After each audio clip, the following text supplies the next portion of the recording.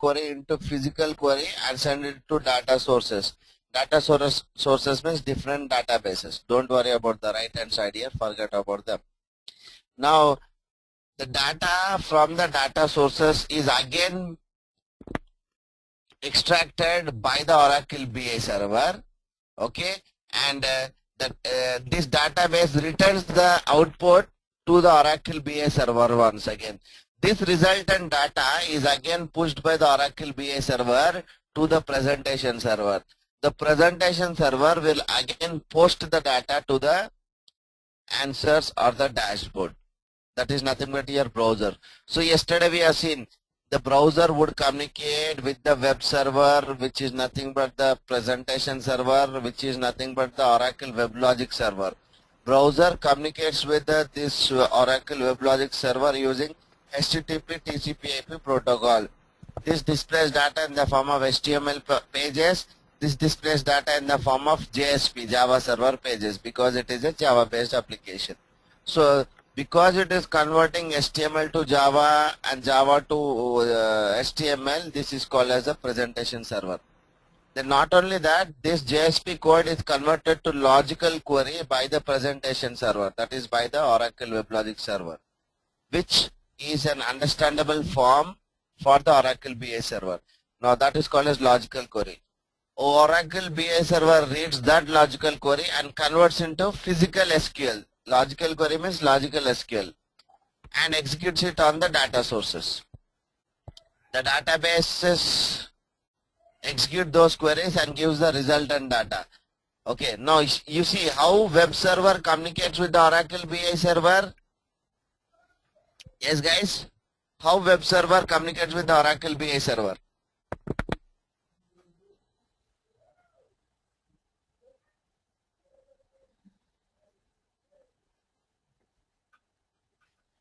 Guys, through the ODBC. Which ODBC? Through the default ODBC driver called as core application underscore OHXXXX, right? Right. Yes? Yes. Fine. So the web browser communicates with the presentation server or web server using HTTP TCP/IP communication protocol. Now the web server or the presentation server communicates with the Oracle BI server using default ODBC driver called as core application underscore OH, that is Oracle with some number XXX. Okay. Now in 10G it was using a default ODBC driver called as Analytics Web, right? Yes or no? Yes. Yeah. Now the Oracle BI server communicates with the data sources. These data sources can be any data sources. Welcome to GoToMeeting. There are 6 other callers on the call. Application, I will create a corresponding ODBC driver to communicate with that. Okay. So Yes. this is what is the functional architecture what we have done yesterday. Now this is the OBL 11G login screen. So this would be like this. User ID, password. Fine? Yes. Now I'm going to show you something which is called as a technical architecture. Watch it carefully. Concentrate. Okay? Yes. Very, very important. Guys, I will make this architecture so simple that you will not forget it. But you have to concentrate on this. Okay? Sure. Fine? Yeah. Yeah. Please pay attention, all of you. We call this application as Oracle BI domain. Okay, first point. Now why it is called as BI domain in the sense it's also called as Business Intelligence Foundation domain. Why it is called as domain? Because this is a part of Oracle Fusion middleware. Earlier it was a part of the Oracle Enterprise Management software.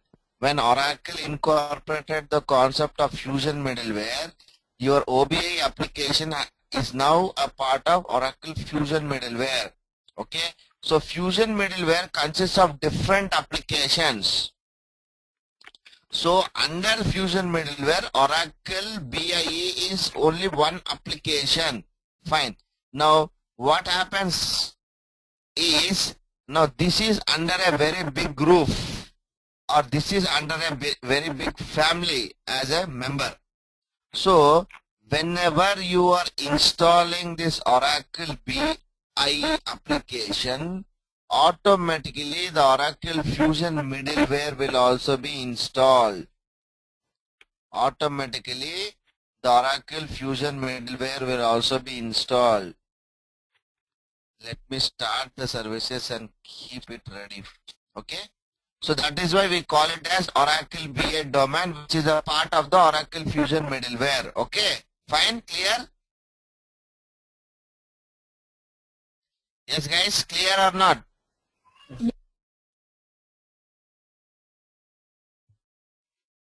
Clear? Yes. Fine. Now your Oracle BA domain can be broken down into two parts. One is called as the Java domain or the WebLogic server domain.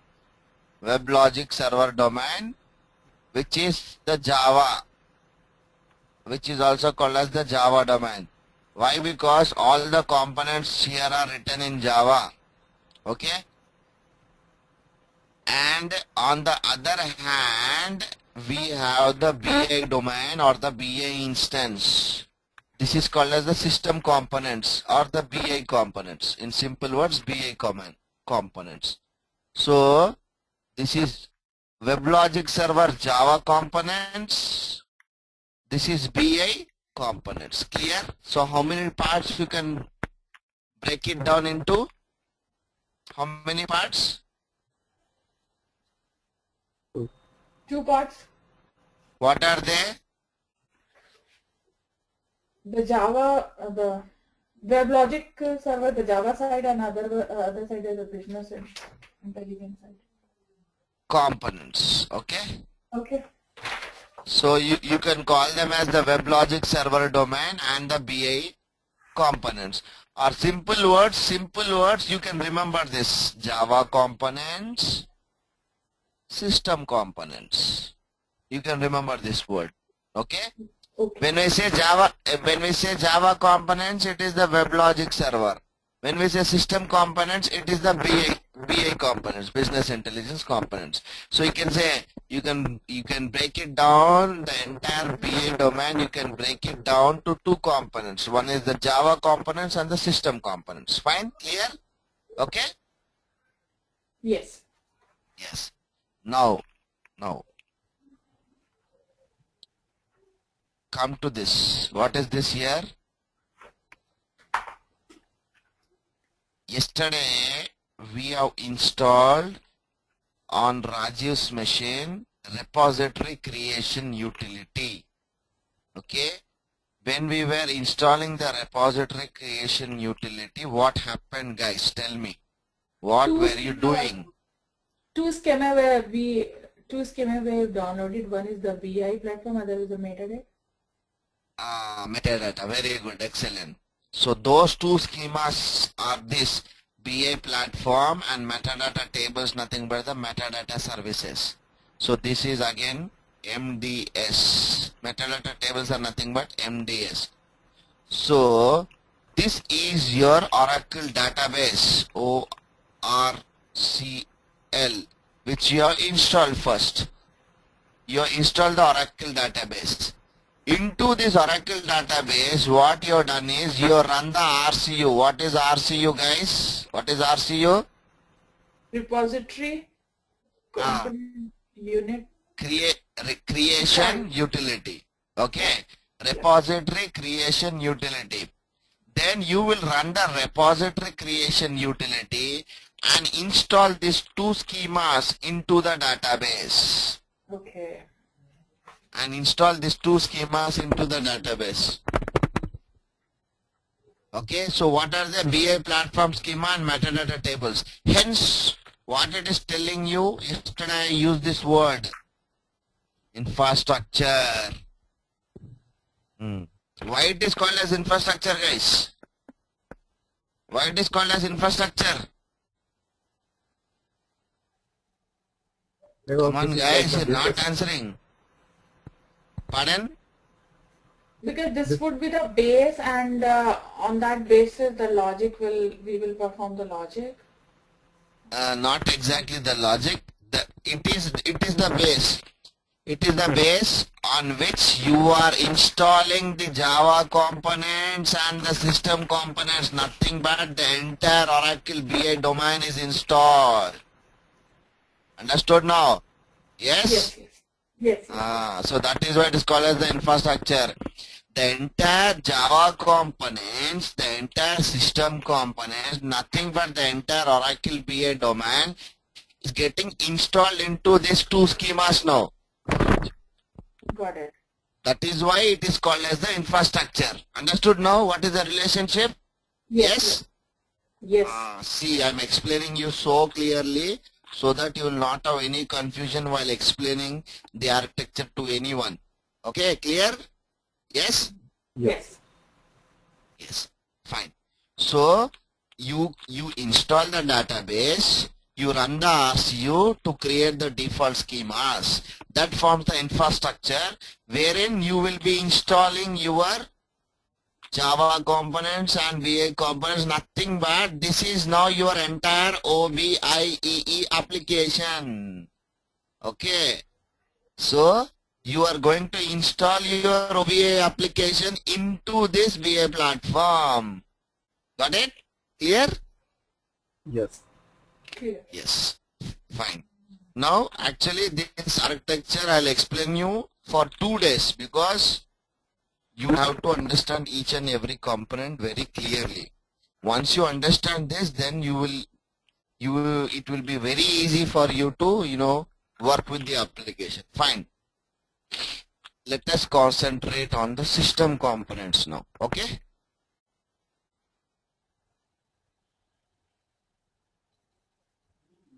So I have a question. What is this conflict files RPD that you have in the middle? That's why I didn't focus on it because I don't want to make you confused now only. So don't ask me about it now only. I will come to that, okay? Fine?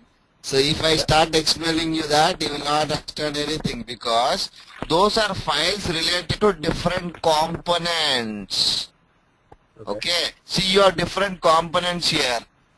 Their configurations, the way they are installed, where they are installed, how they are installed, everything is contained in different files. So those are about different files here. Got it? Yes. So anyway, don't worry about those files. I'll come back to it at later stage. Now what we are bothered is now initially the system components or the PA instance. Okay? Fine? Yes. Now, you see something called as OPMN here. You see that OPMN? Yes? Yes. Let me tell you what is this. OPMN stands for Oracle Process Management and Notification System or Server. What is it? Oracle Process Management and Notification Server or System. Can you tell me now what is OPMN? Oracle Process Management Notification. Notification. and Notification. Now tell me 2 times. Oracle Process Management and Forget it. Okay. So why? Because this is very important component in the architecture. Okay. Without this, almost your application is dead without OPMN. Okay. Now it is clearly giving you the meaning. Oracle Process Management and Notification System. So whatever processes are starting and dying, okay, these processes are controlled by OPMN. Okay. Now what are those processes? Nothing but those servers here. That's why I told you Oracle Process Management and Notification Server or System. What it is going to do? It is going to monitor and control the startup and shutdown of this all Oracle VA servers listed here. Okay? Fine?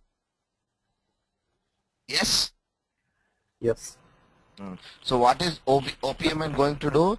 It is going to monitor and control the startup and shutdown of all BI components. Can you tell me now what OPMN is going to do? Of the whole BI. Whole BI components. Only BI components. Not Okay? You should specify BI components. component. Otherwise when I say whole BI, then it will become Oracle BI domain. Okay, okay. So BI components, it should be specific. Fine.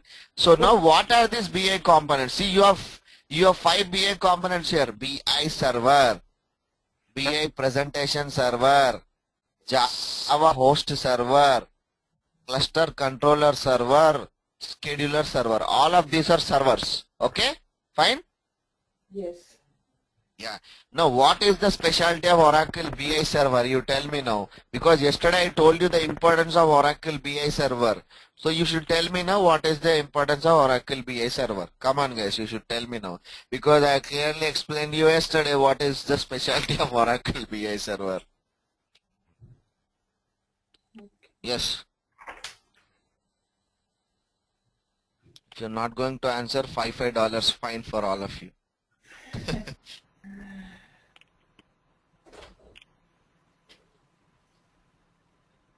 Come on, yesterday I told you very clearly. Very big, I've drawn a very big box and explained you what is that. It's a Come query on, generator engine. Yes, very good, excellent. It's a query generation engine. Fantastic. Then, It converts logical SQL to physical SQL. excellent, excellent. It converts logical SQL to physical SQL. Next. These two are very important points. Where you're missing the main point. Come on, what's the main point? It connects to the actual DB using ODBC connection. Okay, that is also fantastic. Very good, excellent. But what is the main point? Main. These are 3 good points. Good points. But what is the main thing? What is it actually? Is it important in the architecture? If so, why? What is the? Why it is important? Come on, Prashant.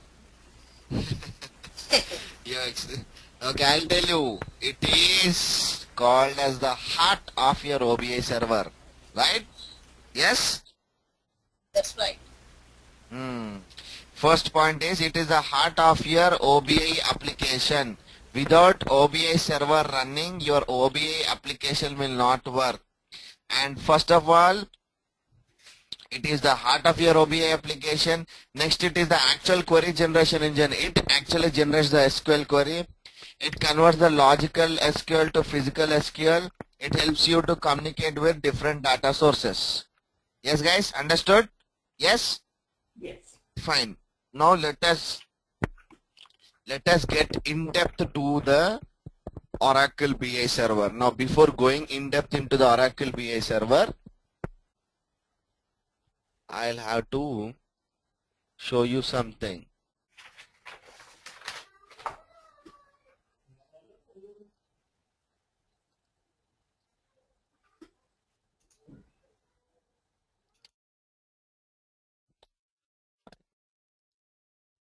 Enterprise manager is going to manage. Understood now?